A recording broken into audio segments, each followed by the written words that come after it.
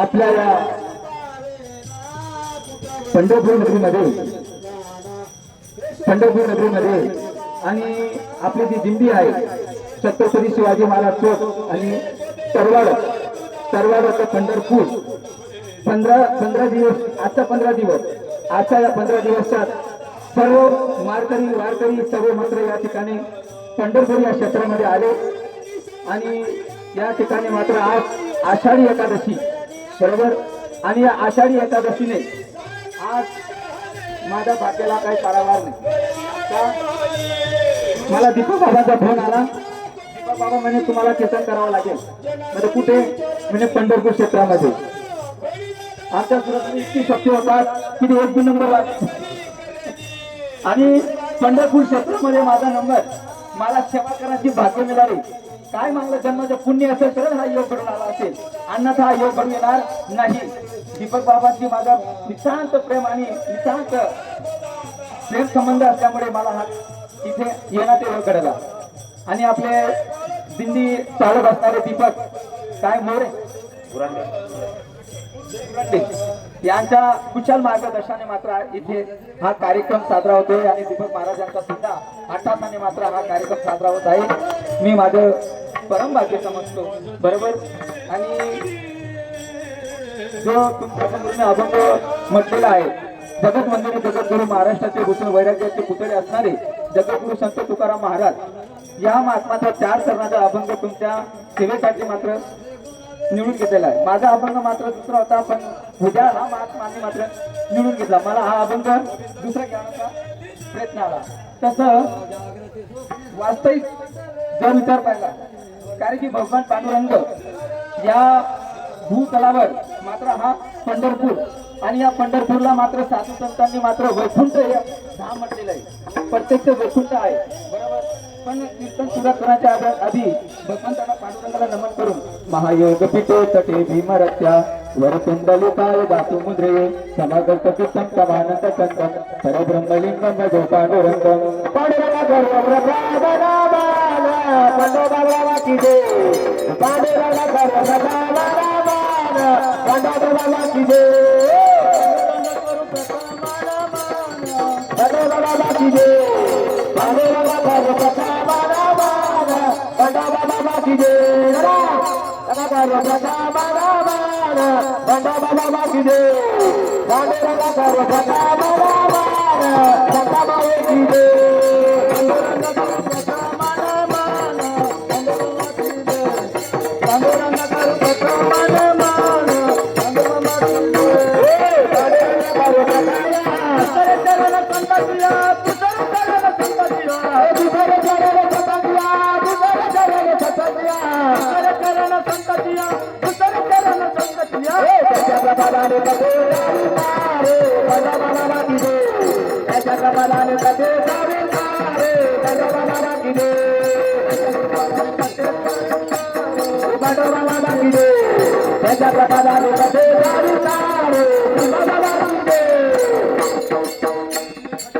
पांडुरंगा करे प्रथम नमन दुसरे चरण संतांतिया त्यांचा कृपा जाणे कटेचा विस्तारू बाबा आदी सद्गुरु दास तुका.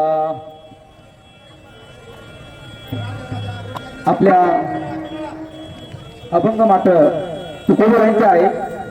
तुकोबरांनी मात्र कोण दिवस येईल कैसा नाही देहाचा भरोसा, व्रत करा एकादशी भरा अमृताचा रसी.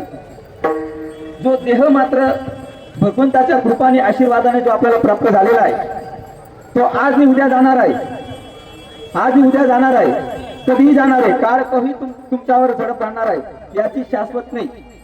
तिथी पाहून येत नाही, वार बघून येत नाही, आषाढी बघून येत नाही. ज्याचं जेथे पारत सरलं संपलं तिथे लगेच काळ आघात करतो आणि त्याला अनेक प्रकारे कोणत्याही प्रकारे मात्र घेऊन जाऊ शकतो. कोणाला ऍक्सिडेंट, कोणाला स्वर्ग पिऊन, कोणाला ट्रस मारून, कोणी ऍक्सिडेंट मध्ये असला कुठल्याही रोगाने मात्र हा व्यक्ती कधीही जाऊ शकतो. कोण दिवस येईल कैसा नाही देहाचा भरोसा. मग आता व्रत करा एकादशी, बरोबर. या मनुष्य देहामध्ये भगवान परमात्माची एकादशी आपण केली पाहिजे. एकादशी एकाग्राने होणे, एकादशी एकाग्राने होणे. रात्री मात्र आपलं महाराजांनी सांगितलं 5 कर्मेंद्रिय, 5 ज्ञानेंद्रिय आणि 11 मन यांना सह एकत्र करून भगवान परमार्थाची चरणाशी लीन होणं म्हणजे एकाग्र म्हणजे एकादशी. आणि असं जर एकत्र असं मन एकाग्र जर केलं तर तुम्हाला अमृताचा पाजर फुटेल, अमृत तुम्हाला सेवन करावं मिळेल. आणि ते अमृत सेवन केल्यानंतर काय, मार्ग धरा पंढरीचा, बरोबर. मार्ग धरा पंढरीचा आणि फेरा चुकवा 84च्या, बरोबर. फेरा चुकवा म्हणजे पंढरी नेमकं काय आहे, कोणाला पंढरी म्हटलेलं आहे. साधू संतांनी दर्शी पंढरी आहे, जे डोळ्यात तुम्ही पाहतो, चंद्रभागा पाहतो, सर्व लोक स्नान करतात, वाळवंट आहे, भीमा नदी आहे, बरोबर. विटेवरी भगवान परमात्मा विटेवरी उभे आहेत. सर्व वारकरी मात्र आता पंढरपूर क्षेत्राला प्रदक्षिणा मारतात, स्नान करतात, सर्व काही दर्शन घेतात. ही पंढरी आहे. पण साधू संतांनी मात्र आधी एक पंढरी म्हटलेली आहे. देह ही पंढरी आत्मा हा विठ्ठल,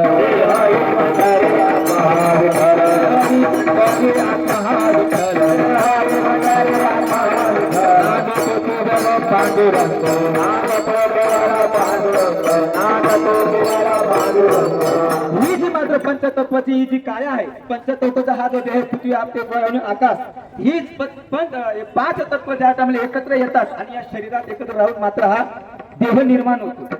या देह निर्माण झाल्यानंतर या देहामध्ये राहणारा मात्र भगवान परमात्मा पांडुरंग तो आत्मा स्वस्वरूपाने आपला हा देहात विराजमान आहे. आणि जोपर्यंत तो विटेवर उभा आहे, म्हणजे या देहावर जो उभा आहे तोपर्यंत त्याची वरद करणं अत्यंत महत्वाची गरजेची आहे. नरदेह दुर्लभ जाणार, नरदेह दुर्लभ जाणार, नरदेह दुर्लभ जाणार, नरदेह दुर्लभ जाणार. त्यामध्ये दुःख यातना, त्यामध्ये दुःख यातना, त्यामध्ये दुःख यातना, त्यामध्ये दुःख यातना. वर्षाची गणना रे, शतवर्षाची गणना, 100 वर्षाची गणना, 100 वर्षाची गणना. त्यामध्ये दुःख यातना रे, त्यामध्ये दुःख यातना, यामध्ये दुःख यातना रे, यामध्ये दुःख यातना. तुम्ही आठवामध्ये सुटला, तुम्ही वासुदेव वासुदेव म्हणा रे, तुम्ही वासुदेव वासुदेव म्हणा, तुम्ही वासुदेव वासुदेव म्हणा रे, तुम्ही वासुदेव वासुदेव म्हणा, तुम्ही वासुदेव वासुदेव म्हणा, तुम्ही वासुदेव वासुदेव म्हणा, तुम्ही वासुदेव वासुदेव म्हणा रे, तुम्ही वासुदेव वासुदेव म्हणा. फार सुंदर प्रमाण दिलं महात्माने. हो, जोपर्यंत हा देह आहे तोपर्यंत भक्ती करणं शक्य आहे, जोपर्यंत देह आहे तोपर्यंत देवाचा साक्षात्कार आहे, जोपर्यंत देह आहे तोपर्यंत भक्ती आहे, वैराग्य आहे, ज्ञान आहे, सर्व काही या देहामध्ये विराजमान आहे. पण केव्हा ही गोष्ट समजेल तुम्हा आम्हाला, बरोबर. समजण्यासाठी तुम्हा आम्हाला काय गरजेची आहे, जोपर्यंत जीवनामध्ये सद्गुरूची प्राप्ती होत नाही, सद्गुरू जोपर्यंत मिळत नाही तोपर्यंत कुठलीही गोष्ट समजत नाही. नासे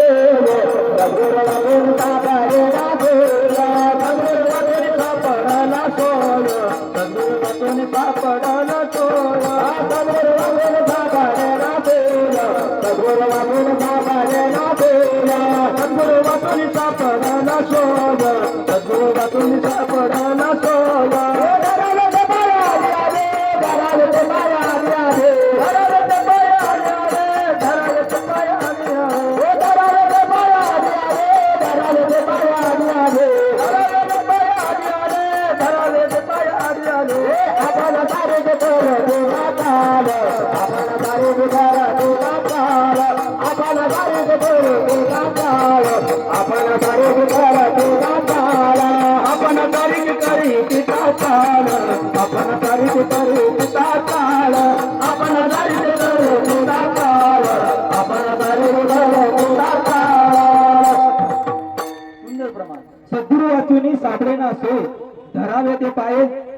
आधी जर जीवनामध्ये सद्गुरू जर प्राप्त नाही झाला तर त्याचा काय उपयोग आहे? इथे किती जरी मात्र आपण जर सद्गुरू जर नाही मिळत असेल त्याच्या मागे एक कारण आहे का? पुण्य मात्र उदयाला येत नाही. म्हणजे पुण्य उदयाला आले नाही. जोपर्यंत सद्गुरूची प्राप्ती झाली नसेल तोपर्यंत पुण्य उदयाला आलं नाही. मग काय करावा? तुम्ही मात्र काय पुण्याचा साठा जमा करावा. हे का नाही? पुण्याचा साठा जमा करावा आणि पुण्याचा साठा ज्या उदयाला आला तर निश्चित तुम्हाला सद्गुरू स्वतःहून भेटतील. ही शास्त्रांचा सिद्धांत आहे. बरोबर आहे? पुण्य भरले बहुधा दुर्गा, पुण्य भरले बहुधा दुर्गा.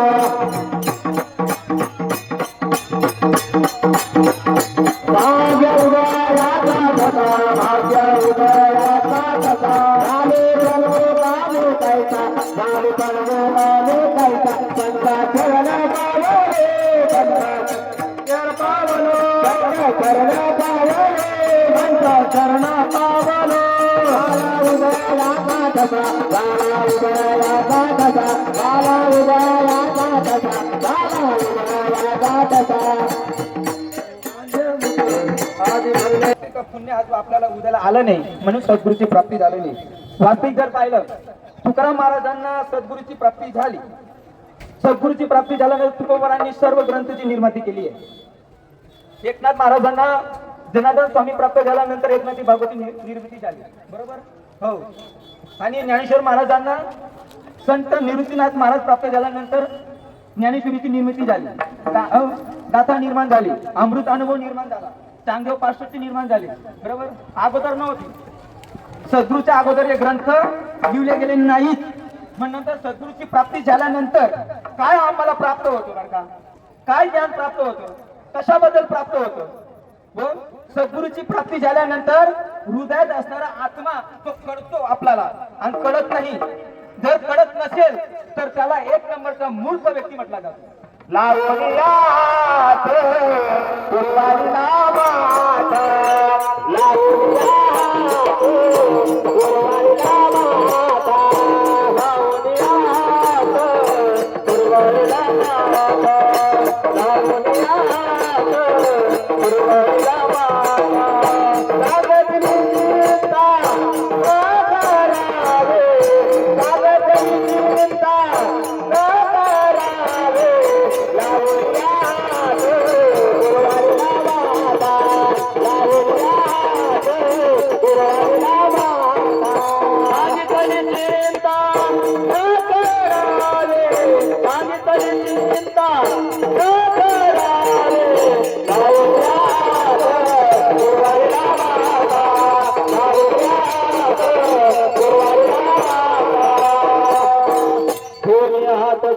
माता सांगितली चिंता न करावी.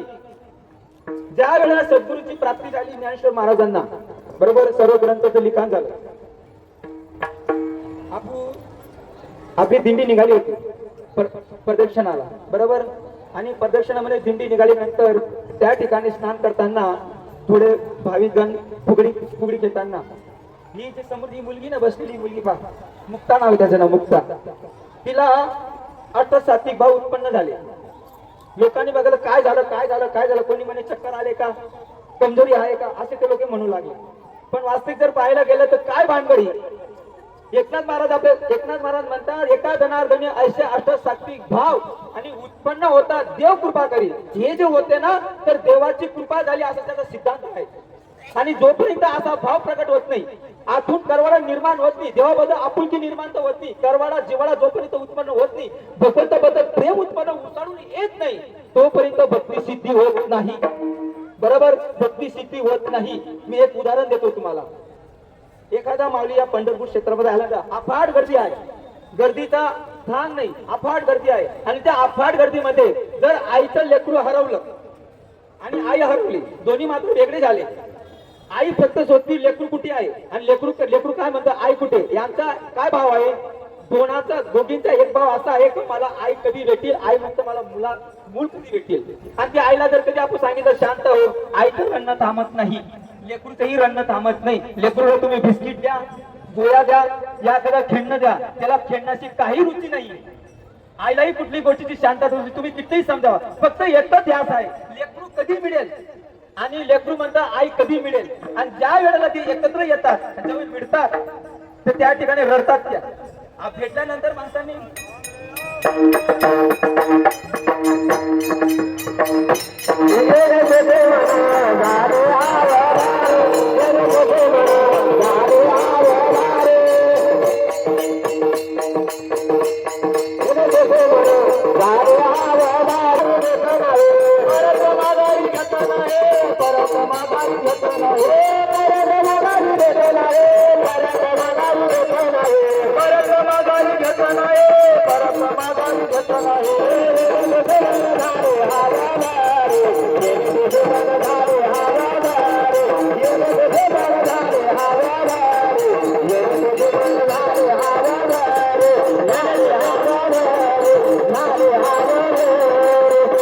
येणे सोचे मन झाले अवघडी, परत माघारी येत नाही.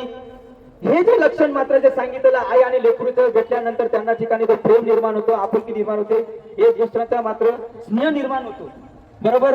पण हा जो भाव आहे, या भावाला ज्ञानेश्वरीमध्ये 9व्या अध्यायातला 34वा श्लोक आणि या श्लोकातले जेवढे उभे आहेत तेवढे वाचावा.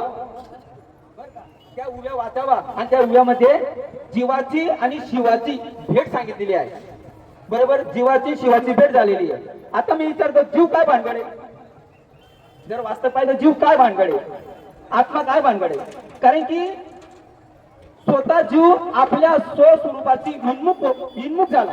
कोणाबद्दल? आपल्या स्वरूपातून जीव विन्मुख झाला, त्याला अवदशा निर्माण झाली आणि अवदशा निर्माण झाली त्यामुळे तो आपल्या स्वरूपातून तो जीव विन्मुख झाला. बरोबर. आणि आपल्या स्वरूपाची त्याला जाणवणी. मग काय परिणाम झाला त्याच्यावर? तो स्वतःला देह समजू लागला, स्वतःला देह समजतो, कर्म करतो, त्या कर्माचं फळ बघतो, त्या कर्माची आसक्ती ठेवतो, त्या कर्माबद्दल कर्माचे जे फळ आणि ते भोग आणि विशेष सुख या गोष्टी तो जीव रमतो. कशाबद्दल? आपल्या स्वरूपी शिरानंतर. इकडे देवाचे स्वरूप, देवाला विसरलं, पण जीव आपलं स्वरूपी करतो आणि देवाचं स्वरूपी. ही वस्तू दोन नाहीये, ही एकच वस्तू आहे. बरोबर आहे. सुखाचे पात्र होईल उत्तर माझे हृदय ऐका. ज्ञानेश्वर महाराज काय म्हणतात? ज्ञानेश्वर महाराज म्हणतात, मी सद्गुरूंच्या कृपा आणि आशीर्वादाने मी तुम्हाला आश्वासन देतो.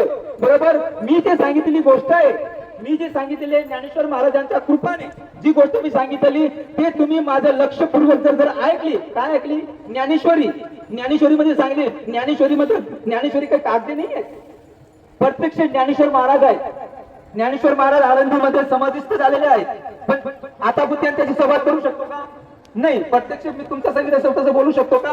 पण ज्ञानेश्वर महाराज संगीत जर तुम्हाला संवाद साधायचा आहे तर ज्ञानेश्वर महाराजांनी आपल्या जीवनात जेही ज्ञानेश्वर जीवनामध्ये जेही आपल्या सद्गुरूच्या कृपाने वाचावी ज्ञानेश्वरी, वाचावी ज्ञानेश्वरी, वाचावी ज्ञानेश्वरी, वाचावी ज्ञानेश्वरी. थोडा पाऊली पंढरी, थोडा पाऊली पंढरी, वाचावी ज्ञानेश्वरी, वाचावी ज्ञानेश्वरी. थोडा पाऊली पंढरी, थोडा पाऊली पंढरी, वाचावी ज्ञानेश्वरी,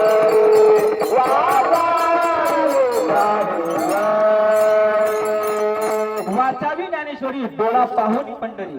बरोबर. ज्ञानेश्वर महाराजांचा ते एवढं ठाम निश्चय आहे. बुद्धीचे निश्चय, बुद्धी निश्चय, आत्मज्ञान, ब्रह्मी भावे आपण. बरोबर. जोपर्यंत तुम्ही ज्ञानेश्वर महाराजांचा जर विश्वास असेल तर, तुकाराम महाराजांचा विश्वास असेल तर आमच्यासारखे काही सांगू शकतात. पिपाचं पान केला लावून आणि त्याचं पान तिकडे लावा असं बोलू शकता. पण आम्ही जे योग्य बोलतो हा एक का, या गोष्टीवर शाश्वत काय, तो तुम्ही ग्रंथ पहावा. हे कधी भागवत पहावा, तुकाराम गाथा पहावा. पाले पुराणे विचारोने, पाले पुराणे विचारोने, पाले पुराणे विचारे, पाले पुराणे विचारे.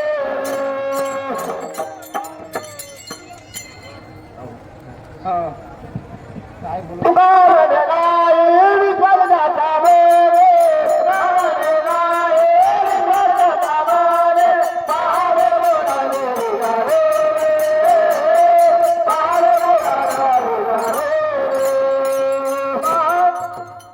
प्रमाणे आहे का नाही आहे तपास करतात का नाही?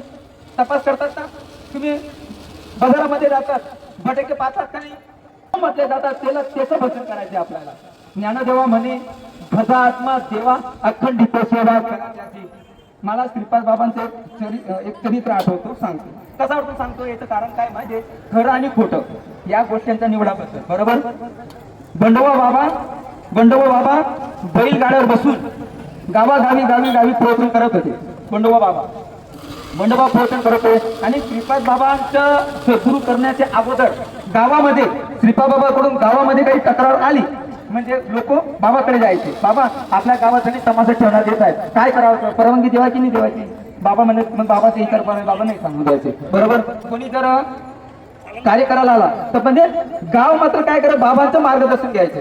मग बंडोबा बाबा एका मंदिरात आले, आणि मंदिरात मात्र त्या ठिकाणी मुक्काम. आणि बंडोबा बाबांनी एकनाथी भागवतामध्ये भक्त प्रल्हादांचा विषय होता. भक्त प्रल्हादांचा विषय होता आणि नामाचा विषय होता. भक्त प्रल्हादाबद्दल नामाचा विषय होता. आणि त्या ठिकाणी बंडोबाबाच्या ज्या व्यक्तींनी अनुग्रह घेतला त्या अनुग्रह चिंतन करून जे त्या ठिकाणी अष्टसात्विक भाव निर्माण होतो. लोक त्याला आणाडी लोक काय म्हणतात, अवस्था म्हणतात त्याला. पण त्याला अष्टसात्विक भाव म्हणतात. एकनाथ महाराजचा अभंग. अष्टसात्विक म्हणजे काय? नेत्री असून या धारा, उठे या शरीरा, तो या पंढरीची घरे खरा.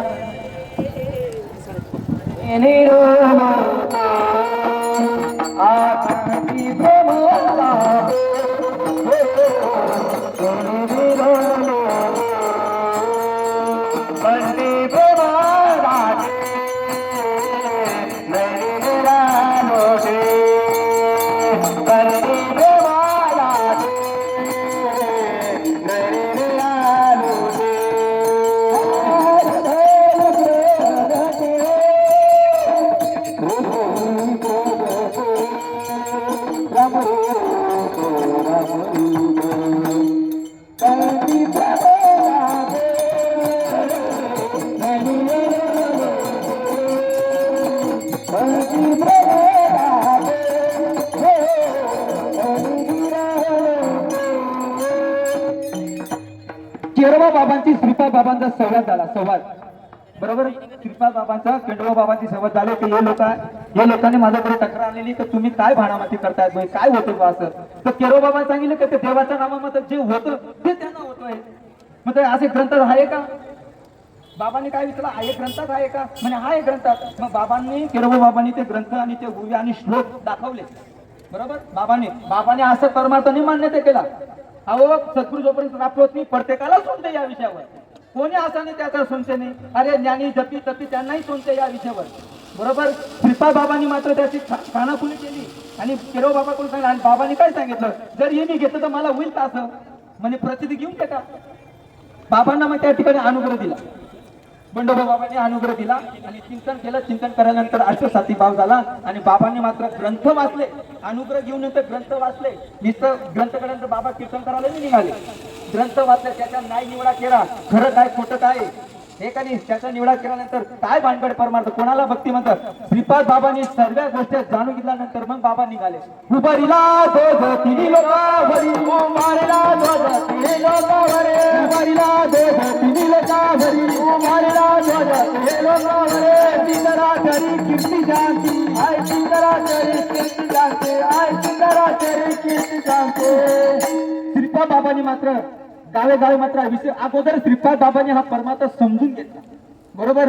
तर सांगण्याचे तात्पर्य असे आहे, तुम्ही सुद्धा या कीर्तन ऐकतात, आपण कीर्तन ऐकतात, भागवत ऐकतात, तर भागवत ऐकतात तर याच्या ठिकाणी पुरावा आहे का नाही? जोपर्यंत देवाची भेट होत नाही तोपर्यंत परमार्थ कसं सिद्ध होणार हे का नाही?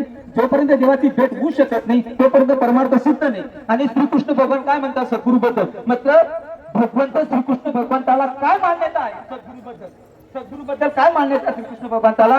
मंत्र तंत्र उपदेशी घरोघरी आहे गुरु, सत्वस्तू काय म्हटलेली, सत्वस्तू शिष्याशी मिळवी, श्रीकृष्ण माने त्याची सद्गुरू. श्रीकृष्ण भगवानला सुद्धा ही गोष्ट मान्यता आहे. जो शिष्य आहे, जो शरणगत प्राप्ती करतो त्याला सत्वस्तू दाखवावी आणि सत्वस्तूचा परिचय करून द्यावा आणि ती गोष्ट अनुभवाला आणून द्यावा, तरच ती गोष्ट परमार्थ सिद्ध होते. अन्यथा सिद्ध अनुभवाले अंगात तोया जगादावी कसे, तोया जगादावी कसे, तोया जगादावी कसे.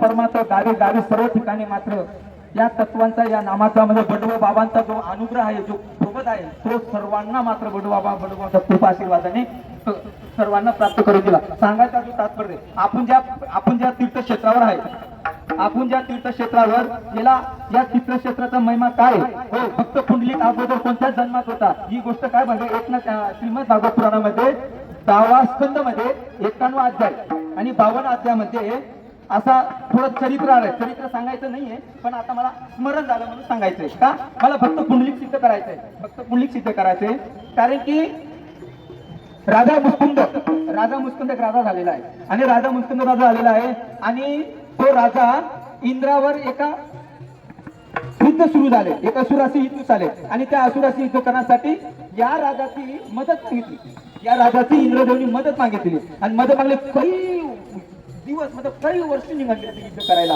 इंद्राची जित झाली. इंद्राने काय शासन दिलं म्हणजे तुम्ही सर्व पृथ्वीचं राज्य आपलं सर्व सोडून माझ्या मदतीसाठी जाऊन आले.